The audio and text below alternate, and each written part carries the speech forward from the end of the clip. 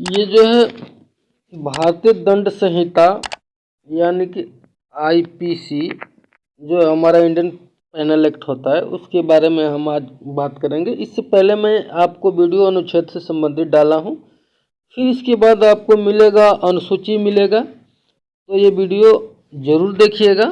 उसके बाद आपके स्क्रीन पे 2 वीडियो और डाल जाएगा जो कि वो भी एक अच्छी वीडियो है, उसको भी ज़रूर देखिएगा।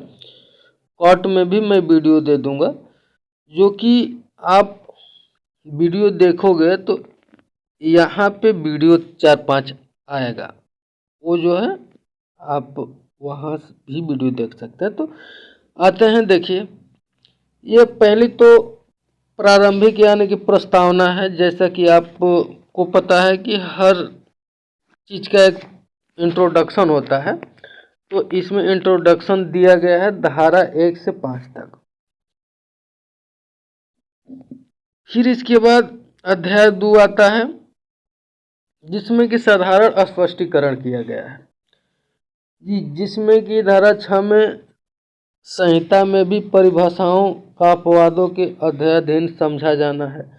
फिर 7 में एक बार स्पष्टीकृत पद का भाव होना चाहिए। 8वां में लिंग है, 9वां में वचन है, 10वां में स्त्री है, पुरुष हैं। फिर 11 में व्यक्ति हैं, धारा 12 में लोक हैं, 13 में क्वीन है, 14 में सरकार का सेवक है, 15 में ब्रिटिश इंडिया है और 16 में भारत सरकार और 17 में सरकार है, 18 में भारत है, 19 में न्यायाधीश और 20 में न्यायालय।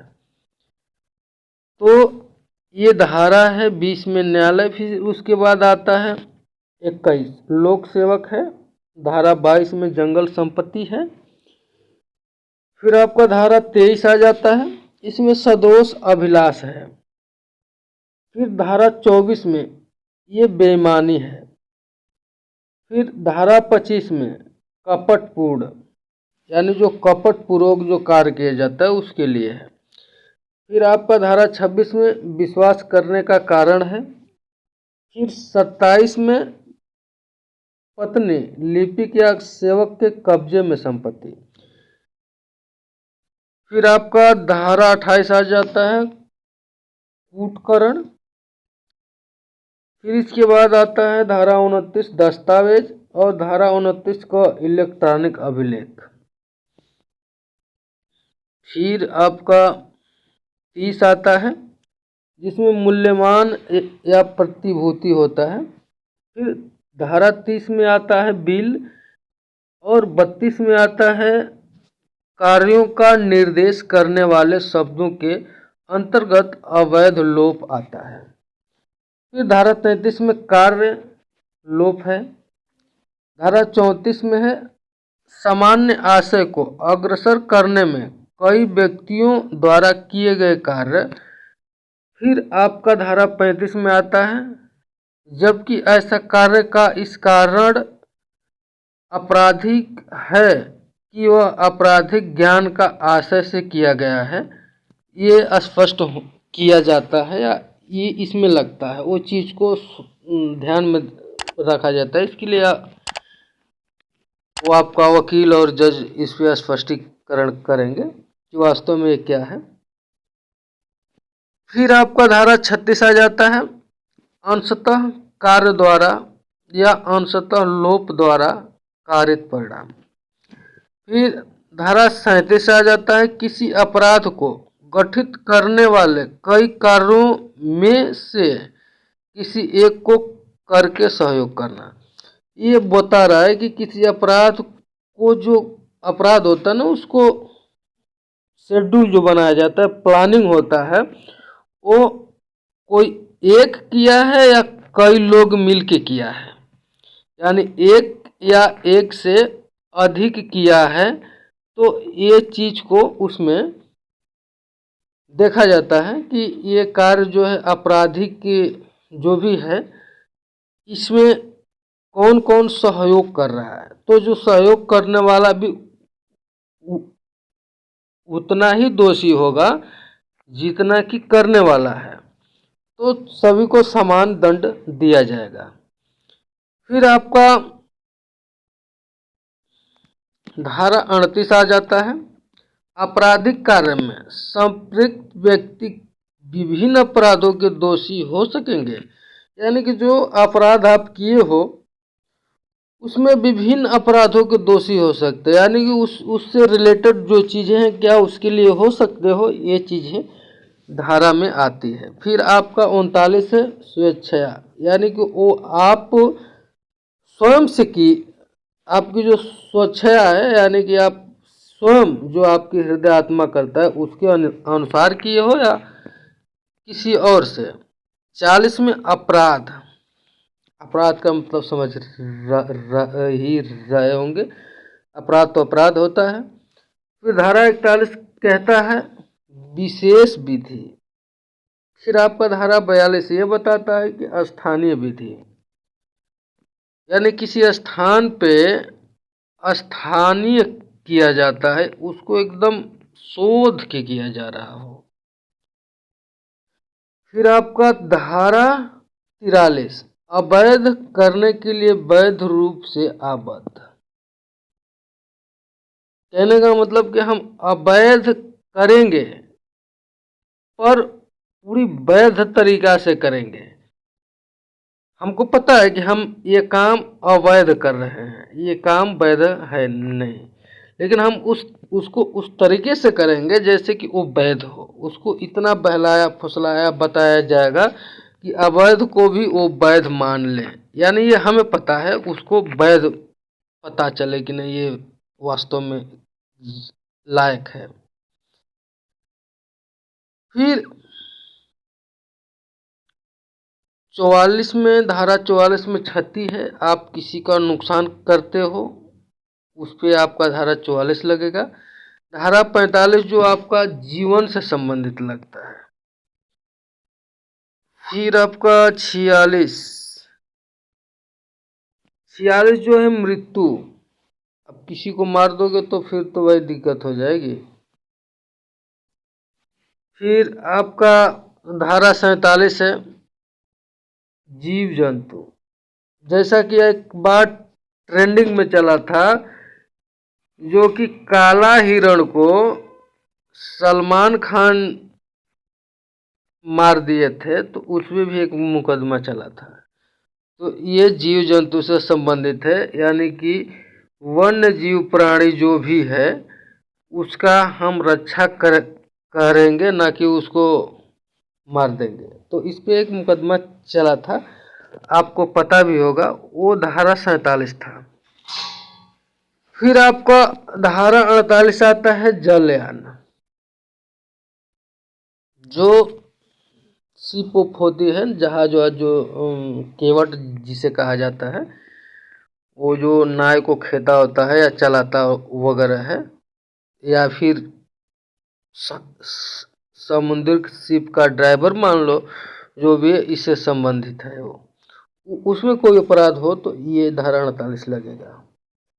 फिर धारा 49 है वर्ष मास। फिर धारा 50 में आता है धारा ही है ये।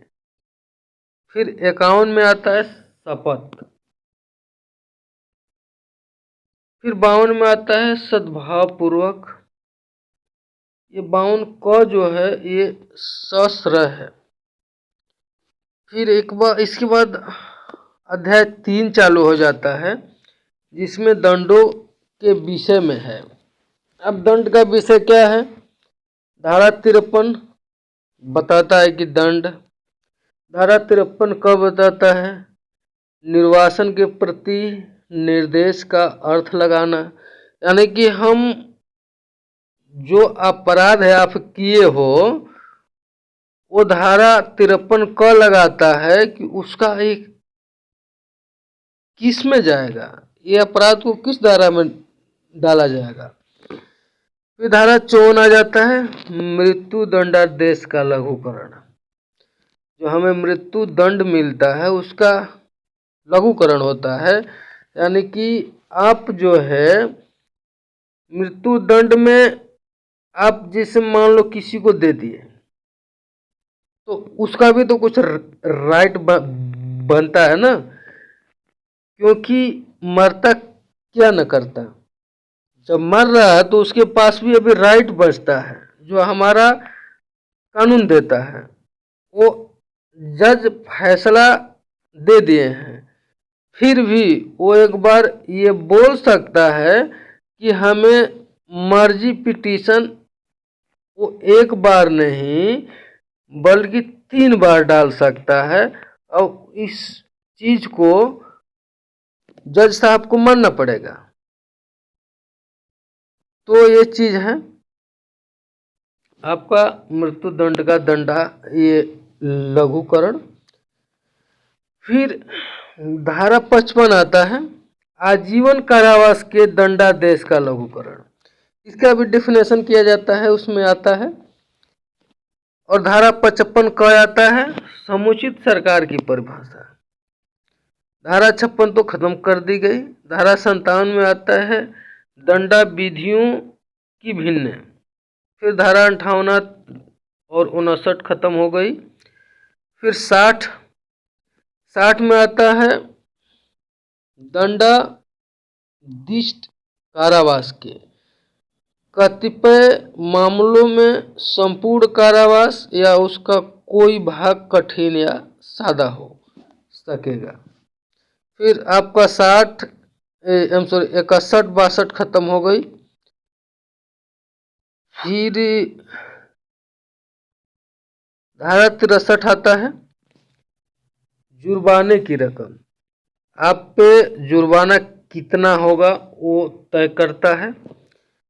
फिर आपका 64 है जुर्माना न देने पर कारावास या दंडादेश।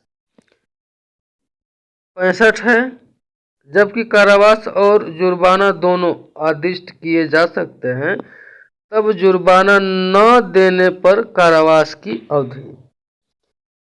फिर आपका धारा 66 आ जाता है, जुर्माना न देने पर किस भांति का कारावास दिया जाए। फिर धारा 67 है, जुर्माना न देने पर कारावास जबकि अपराध केवल जुर्माने से दंडनीय हो। फिर 68 है, जुर्माना देने पर कारावास का पर्यवसान हो जाना। फिर धारा 69 है, जुर्माने के आपराधिक भाग के दिए जाने की दशा में कारावास का पर्यवसान। फिर धारा 70 आता है, जुर्माने को 6 वर्ष के भीतर या कारावास के दौरान उद्गृहित होना संपत्ति के दायित्व से मृत्यु की उन्मुक्त नहीं करती। फिर धारा 71 है, कई अपराधों से मिलकर बने अपराध के लिए दंड की अवधि। फिर धारा 72 है, कई अपराधों में से एक के दोषी व्यक्ति के लिए दंड, जबकि निर्णय में यह कथित है कि यह संदेह है कि वह किस अपराध का दोषी है। धारा 73 आता है एकांत परिरोध। धारा 74 आता है एकांत परिरोध की अवधि। फिर आपका 75 में आता है पूर्व दोष सिद्धि के पश्चात अध्याय 12 या अध्याय 17 के अधीन कतिपय अपराधों के लिए वर्धित दंड। धारा 4 अध्याय 4 में यह बताया गया साधारण अपवाद। ये धारा 76 में विधि द्वारा आबद्ध या तथ्य की मूल के कारण अपने आप को विधि द्वारा आबद्ध होने का विश्वास करने वाले व्यक्ति द्वारा किया गया कार्य। धारा 77 है न्यायिक कार्य करने हेतु न्यायाधीश का कार्य। फिर धारा 78 आता है न्यायालय के निर्णय या आदेश के अनुसरण में किया गया कार्य। फिर 79 है विधि द्वारा न्यायानुमत या तथ्य की मूल से अपने को विधि द्वारा न्यायानुमत होने का विश्वास करने वाले व्यक्ति द्वारा किया गया कार्य। फिर 80 है विधि पूर्व कार्य करने में दुर्घटना। फिर धारा 81 है कार्य जिससे अपहानि कारित होना संभाव्य है किंतु जो आपराधिक आश्रय के बिना और अन्य अपहानि के निवारण के लिए किया गया कार्य। फिर आपका धारा 82 आता है 7 वर्ष से कम आयु के शिशु का कार्य। अब धारा 83 पे आते हैं, जो कि धारा 83 हमारा ये बताता है कि 7 वर्ष के ऊपर किंतु 12 वर्ष से कम आयु के अपरिपक्व को समझ के शिशु का कार्य। फिर धारा 85 ये बताता है विकृत चित्त व्यक्ति का कार्य। फिर धारा 85 बताता है ऐसे व्यक्ति का कार्य जो अपने इच्छा के विरुद्ध मतता में होने के कारण निर्णय पर पहुंचने में असमर्थ है। फिर आपका धारा 86 आता है किसी व्यक्ति द्वारा जो मतता में है किया गया अपराध जिसमें विशेष आशय या ज्ञान का होना अपेक्षित। फिर धारा 87 बताता है सम्मति से किया गया कार्य जिसमें मृत्यु या घोर उपहति कारित करने का आशय न हो और न उसकी संभाव्यता का ज्ञान हो।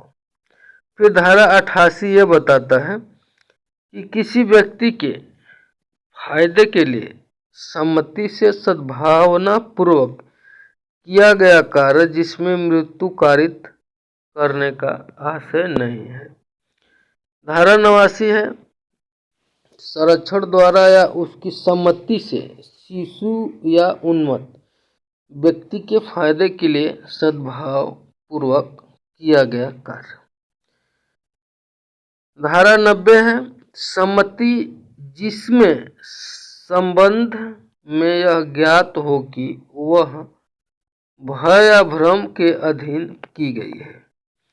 फिर धारा 91 आता है ऐसे कार्यों का अपवर्जन जो कारित उपहानि के बिना भी स्वतः अपराध है।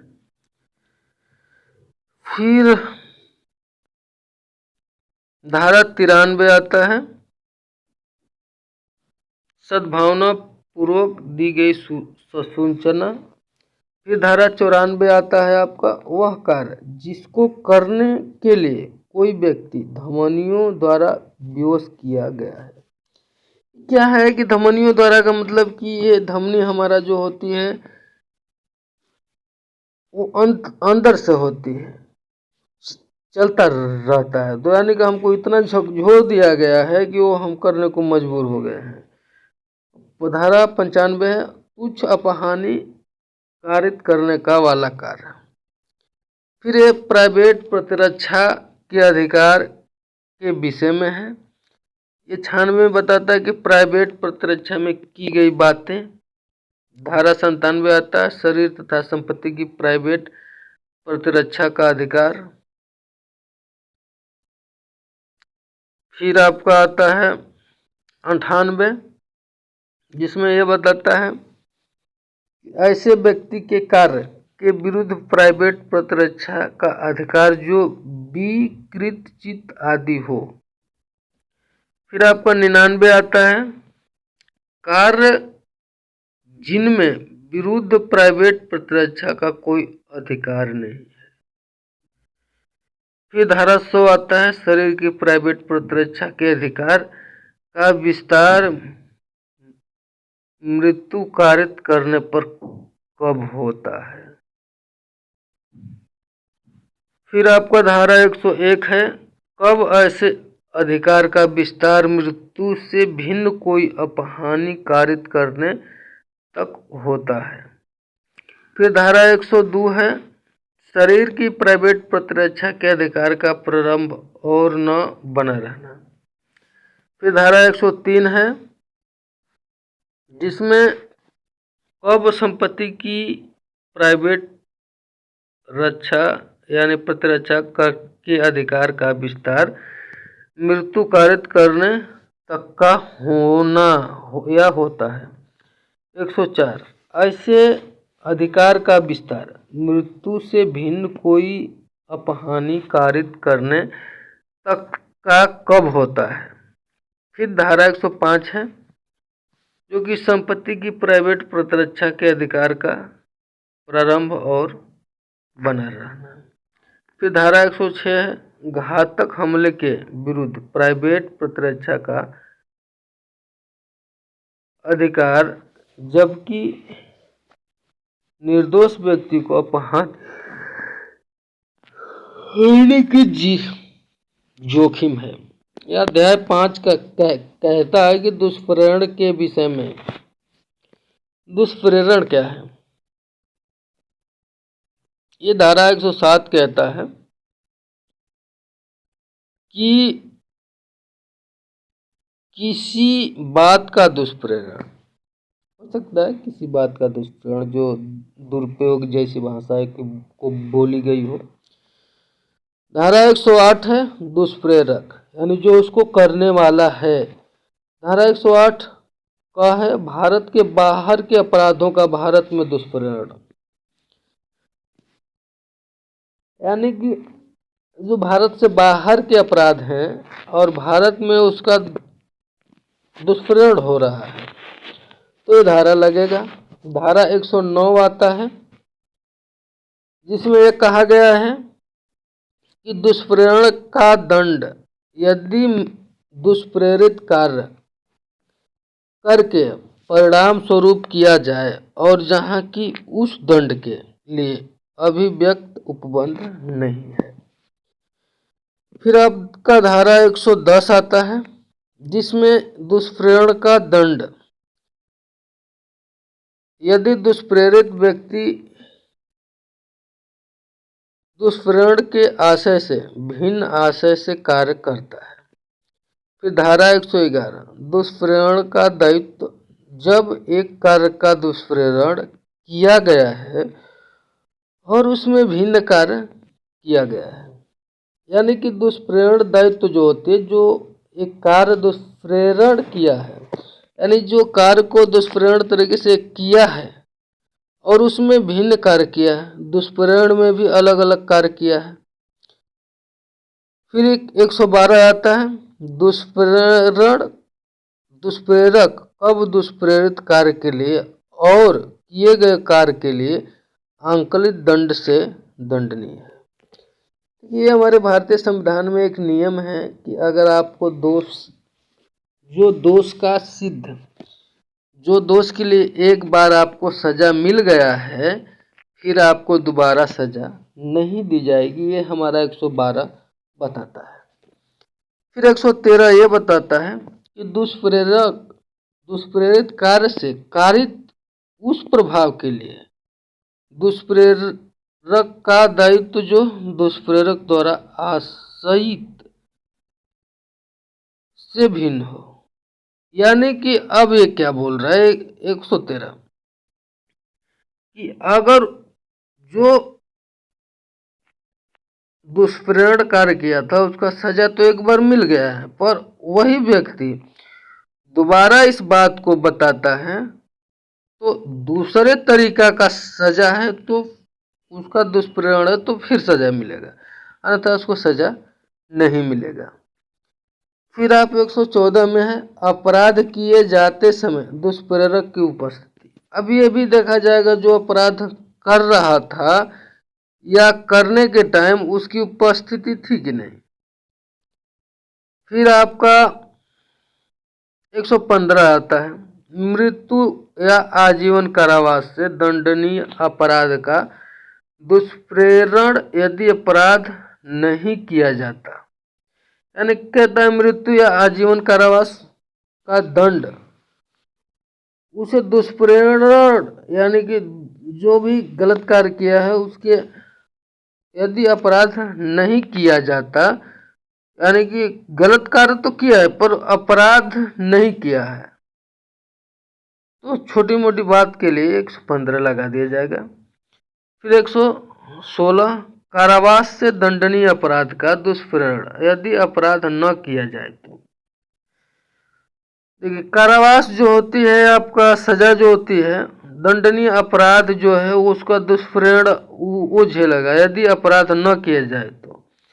धारा 116 ये बोलता है कि अगर वो अपराध जो कारावास में है दंडनीय अपराध का दुष्परिणाम झेल रहा है, यदि अपराध न किया जाए तो फिर नहीं वो झेलता।